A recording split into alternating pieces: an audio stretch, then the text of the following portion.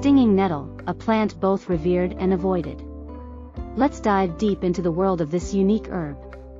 First, how do you identify stinging nettle?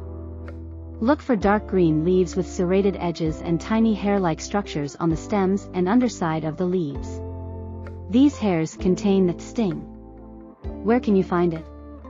Stinging nettle thrives in rich soil, often near water sources like riverbanks, as well as woods and disturbed areas.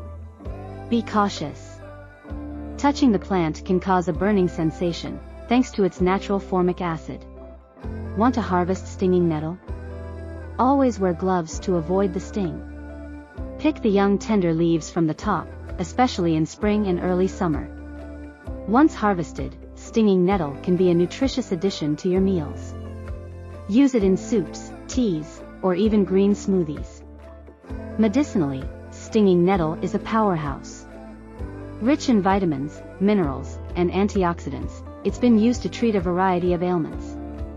Some of its medicinal uses include reducing inflammation and joint pain, treating hay fever and seasonal allergies, boosting hair growth and health, improving skin conditions like eczema.